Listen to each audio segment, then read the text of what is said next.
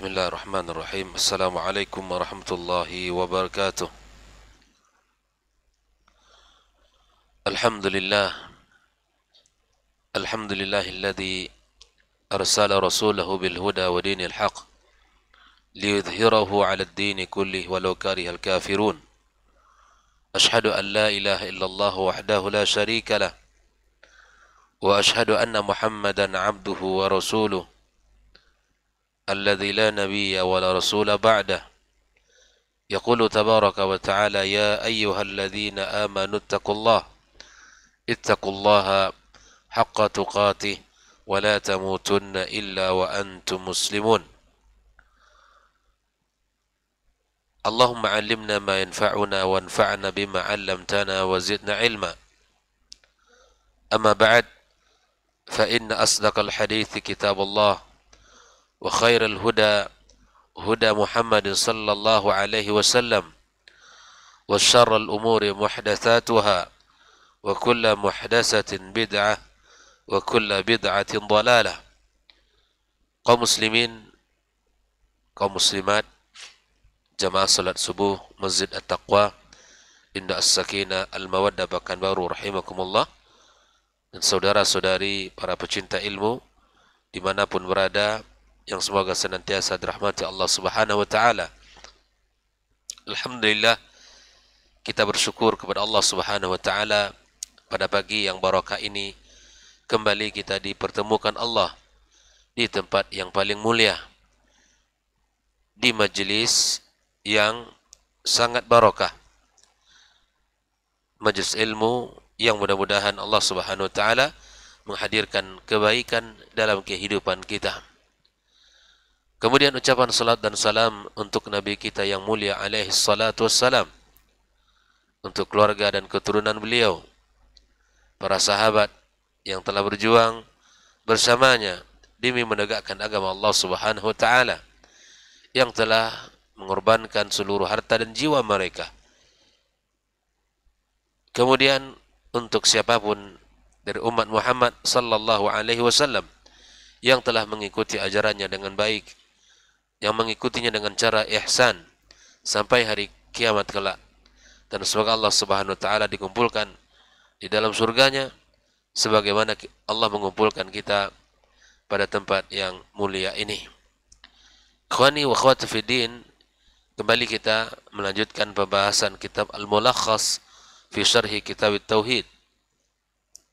Pada pagi ini akan kita baca pada halaman yang ke-25, halaman yang ke-25, di mana sahib Al-Kitab atau muallif Al-Kitab membawakan atau mendatangkan satu hadis Nabi sallallahu alaihi wasallam dari sahabat Ubadah ibn Samit radhiyallahu taala anhu pada penjelasan keutamaan tauhid dan dosa-dosa yang akan dihapuskan olehnya, atau di saat kita meninggal dunia ada dosa-dosa yang barangkali kita belum sempat bertaubat kepada Allah Azza wa Jalla, maka dengan harapan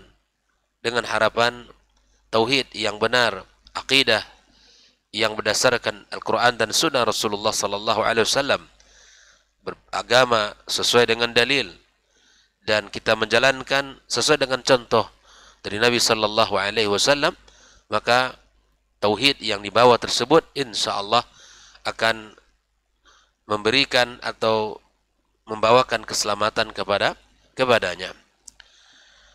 Kita akan membaca satu hadis dari Ubadah ibn Samit radhiyallahu taala anhu. Qala, dia berkata, qala Rasulullah sallallahu alaihi wasallam, Nabi sallallahu alaihi wasallam bersabda, man syahida, barang siapa yang bersaksi, an la ilaha illallah wahdahu la syarikalah, bahwa sesungguhnya tiada ilah yang berhak disembah illallah, kecuali Allah Subhanahu wa taala, la syarikalah, dan tiada sekutu baginya. La syarikalah, ini artinya tiada sekutu baginya. Wa anna Muhammadan abduhu wa rasuluh. Dan barang siapa yang bersaksi bahwa sesungguhnya Muhammad adalah abduhu, hambanya, wa rasuluhu adalah utusannya.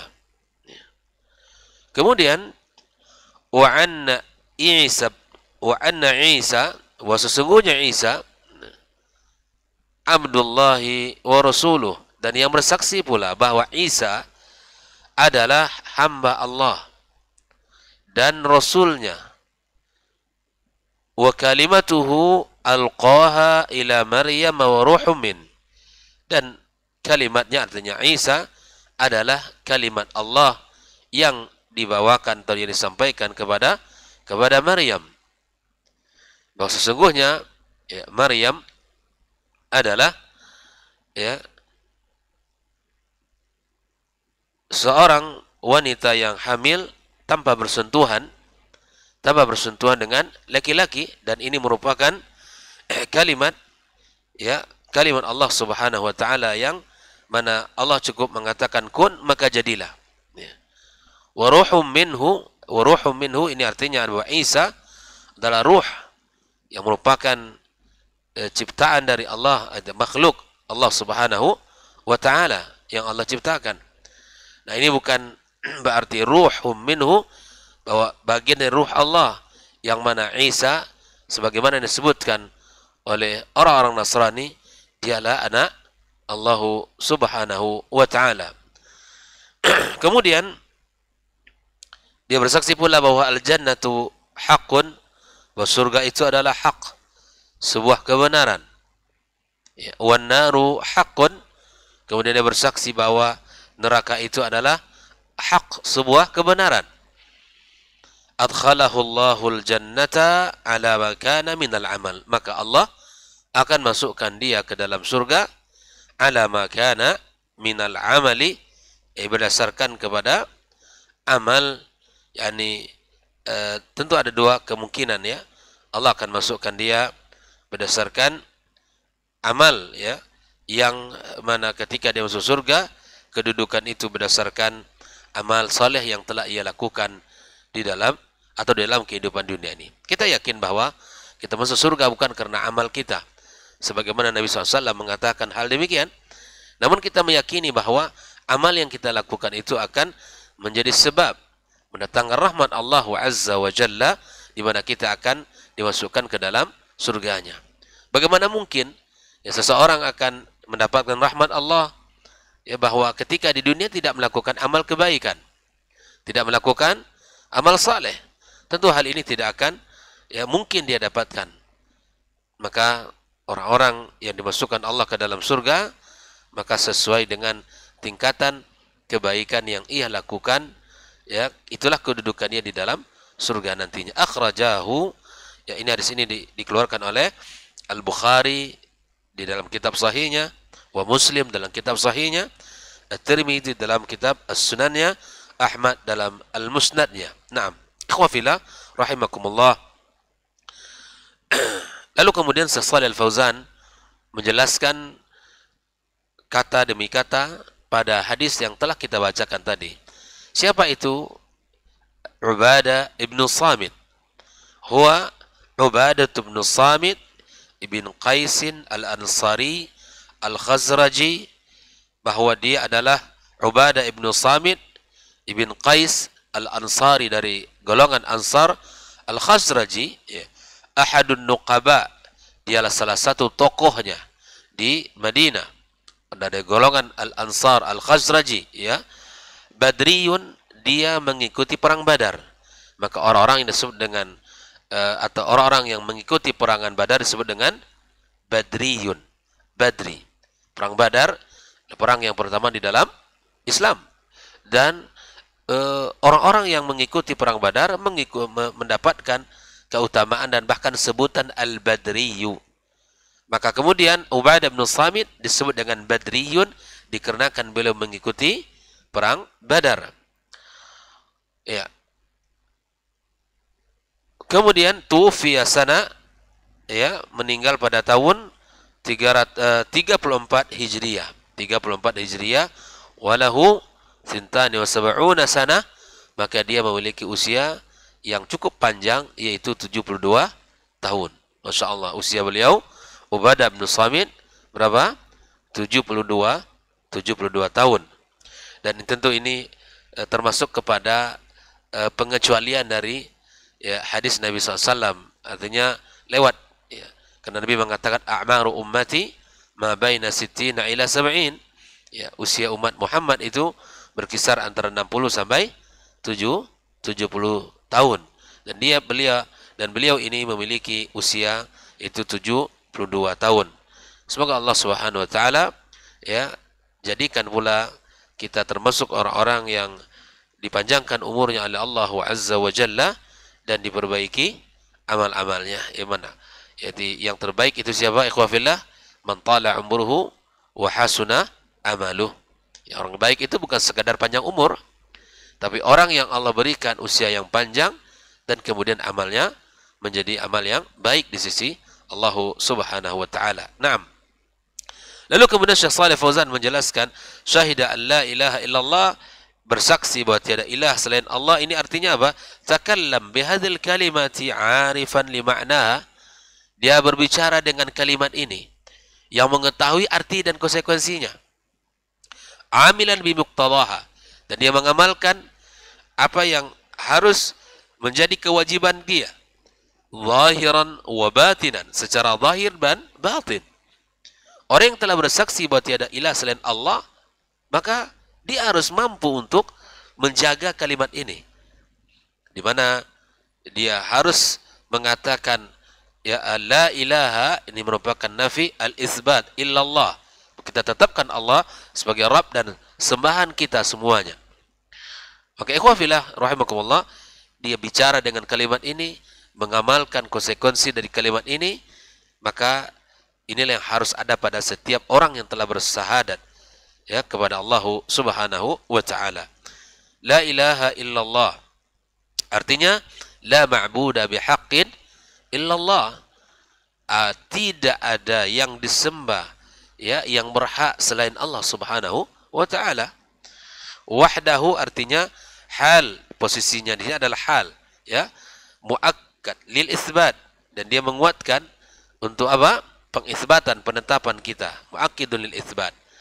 La syarikalah ta'kidul lin nafi, bahwa ketika kita mengatakan la ilaha illallah, ya la ilaha itu nafi, maka la syarikalah, tidak ada sekutu baginya, ini menunjukkan penguatan terhadap ya an-nafi. Wa anna Muhammadan ay wa syahida anna Muhammad, bersaksi bahwa Muhammad abduhu mamlukuhu wa abiduhu, ya hambanya ya, wa rasuluhu ay mursiluhu bi syari'atihi, dan diutus dengan syariat yang dibawa olehnya. Wa anna Isa, bahwa sesungguhnya Isa, wa syahida anna Isa ibn Maryam, bahwa tidak hanya bersaksi bahwa Allah adalah Rabbnya, Muhammad adalah utusannya, dia juga bersaksi bahwa Isa adalah ya ibnu Maryam, bahwa Isa adalah ibnu Maryam, Abdullahi wa Rasuluh. Ya, setelahnya Abdullahi wa Rasuluh, khilafan lima ya'taqiduhu an-nasara. Jadi kita muslim meyakini siapa? Kalau ada orang bertanya dari orang-orang Nasrani, bagaimana pendapat kamu tentang Isa? Kita katakan huwa Abdullahi wa Rasuluh. Dia adalah hamba Allah dan Rasulnya. Kita tidak mengingkari Nabi Isa alaihissalam, tidak. Kita meyakini Isa adalah utusan Allah. Dia adalah putra daripada Maryam. Dan Isa adalah seorang hamba Allah dan utusannya. Khilafan lima ya'taqiduhu an-nasara. Ini berbeda dengan apa yang diyakini oleh orang Nasrani, annahu Allah. Mereka mengatakan bahwa Isa adalah Allah, atau ibnullah, atau dia anak Allah, thalithu thalatha, atau disebut dengan trinitas, ya, trinitas, ya. Dan semua ini adalah salah. Isa bukan Allah, Isa bukan anak Allah, atau dia bukan trinitas. Ya, ikhwafillah. Wa kalimatu, makna kalimatu ay annahu khalaqahu bi kalimatin, bahwa Isa diciptakan Allah dengan kalimat kun. ya, maka jadilah dia. Maka subhanallah, wanita yang tidak kehamilan di dunia ini cuman ada dua. Yang pertama, kehamilan Maryam ini yang tanpa disentuh oleh laki-laki manapun, dan itu adalah kehendak Allah kepadanya. Dipilihlah seorang wanita ini untuk ya melahirkan seorang nabi yang bernama Isa ibnu Maryam.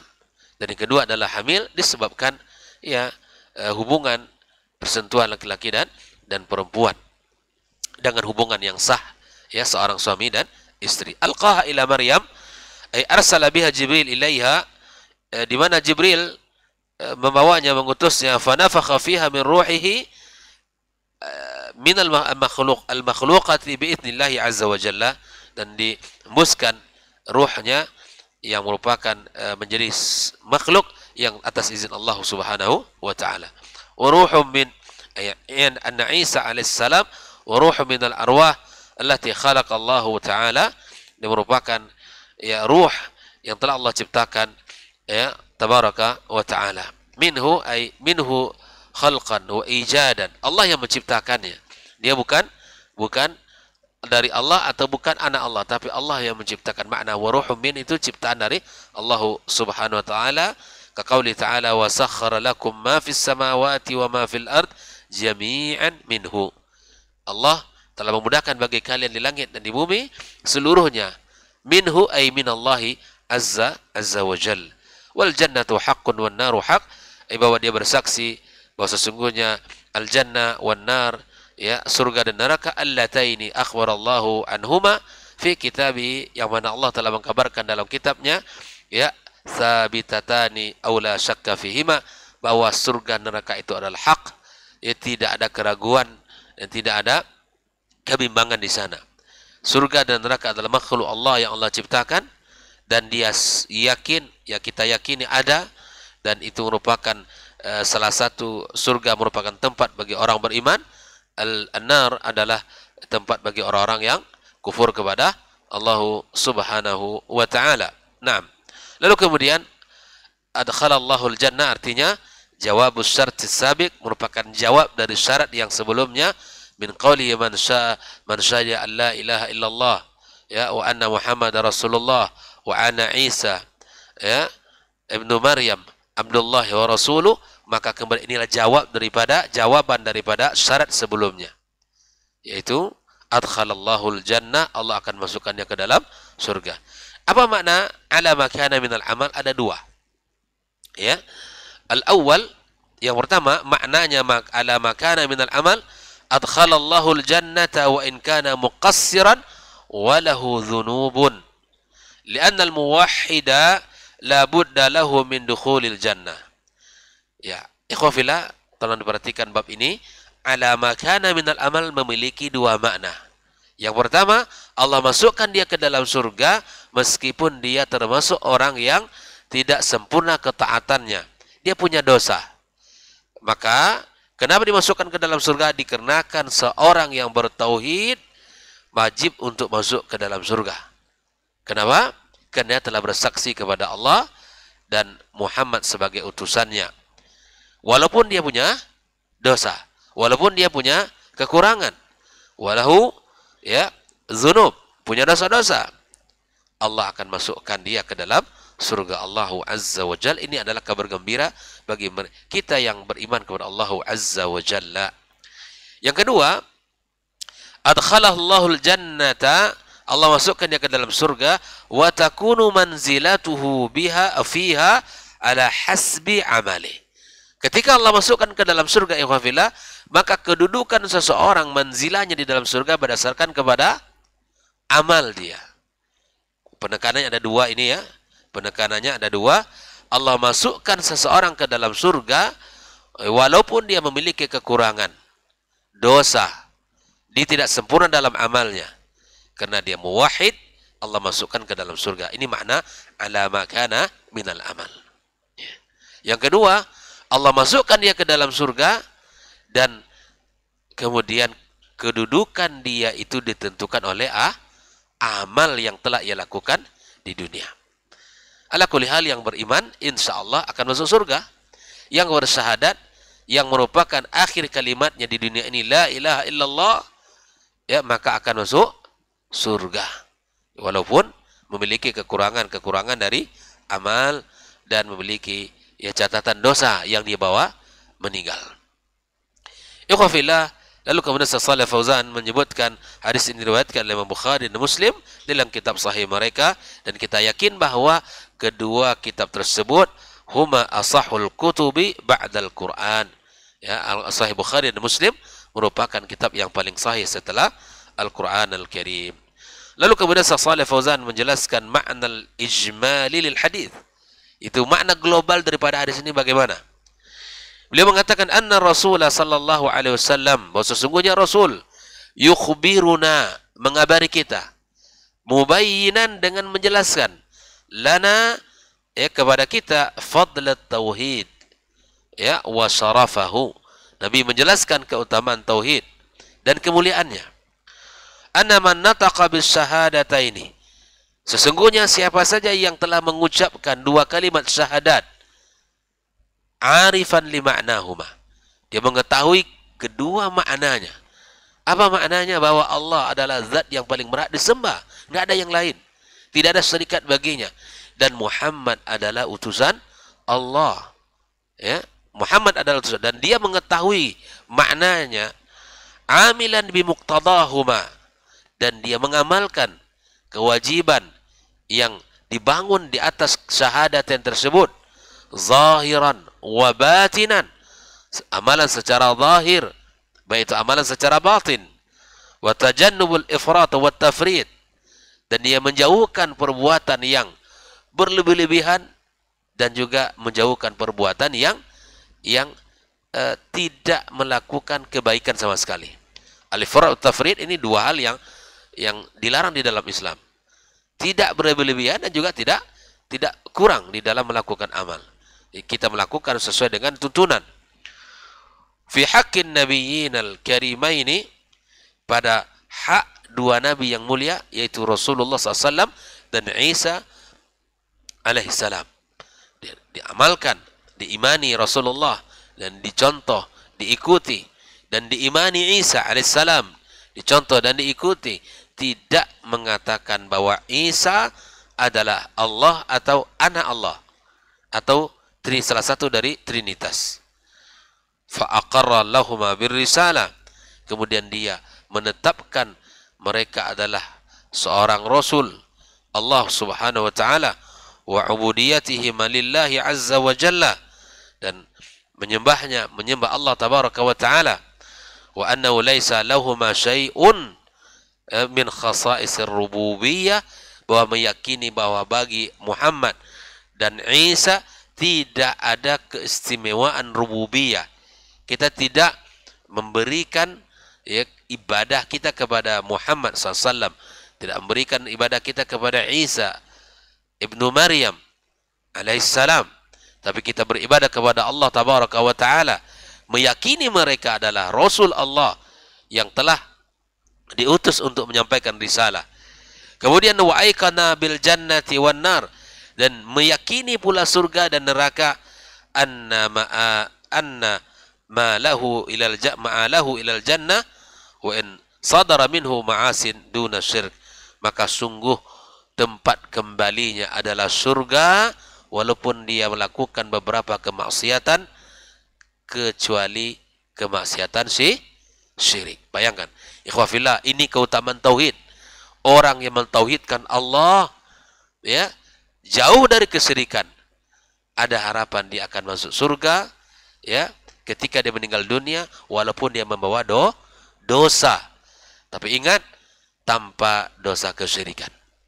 Karena dosa kesyirikan, dosa yang paling zalim, yang paling besar dan paling dibenci Allah tabaraka wa ta'ala. Allah sendiri yang mengatakan, innallaha la yaghfiru ayyushraka bihi wa yaghfiru ma duna dzalika liman yasha. Jelas Allah mengatakan itu. Innahu may yusyrik billah, yang syirik kepada Allah tabaraka wa ta'ala, ya, faqad harramallahu alaihil jannah, Allah haramkan surga baginya. Allah sendiri yang mengatakan, yang mensyirikkan Allah azza wa jalla, dia mati dalam kesyirikan, tidak bertaubat kepada Allah, ya, harramallahu alaihil jannah. Allah haramkan baginya surga. Bayangkan. Maka kita jaga akidah kita, tauhid kita, jauhkan dari kesyirikan. Jauhkan dari kesyirikan. Ya wafillah. Lalu kemudian Syaikh Fauzan menjelaskan munasabatul hadis lil bab, apa kesesuaian hadis ini dengan pembahasan kitab tauhid atau fadlul tauhid. Anna fihi bayanan, pada dalam hadis ini dijelaskan fadlul tauhid, keutamaan tauhid, wa annahu sababun lidukhulil jannah, wa tauhid merupakan sebab seseorang masuk ke dalam surga, wa takfirudz dzunub, dan tauhid juga sebab di mana dosa kita diampunkan Allah Subhanahu wa taala. Inilah kesesuaian korelasinya antara hadis yang dibawakan dengan judul bab yang ditulis oleh Syekh Muhammad bin Abdul Wahhab, ya rahimallahu taala rahmatan wasi'ah. Terakhir, ikhwafillah, ma yustafadu minal hadis, apa yang bisa kita ambil dari hadis yang sudah kita baca ini? Yang pertama, fadlut tauhidi wa anna Allah yukaffiru bihi dzunub, yaitu tentang keutamaan tauhid itu sendiri, yang mana tauhid itu akan bisa menghapuskan, dan sebab dihapuskannya dosa kita oleh Allah Subhanahu wa taala. Yang kedua, si'atu fadlillahi wa ihsanihi subhanahu wa ta'ala, luasnya karunia Allah tabaraka wa ta'ala, ya, dan kebaikan Allah azza wa jalla kepada kita semuanya, ya, kepada orang-orang beriman. Yang ketiga, wujubu tajannubil ifrati wat tafrid fi haqqil anbiya'i was salihin, wajib kita untuk menjauhi al-ifrat wat tafrid, ya, antara yang berlebih-lebihan, ya, sampai kemudian yang orang-orang yang tidak menunaikan kewajibannya kepada Nabi dan orang-orang saleh, antara melaksanakan kewajiban yang berlebih-lebihan dengan mengabaikan kewajiban itu.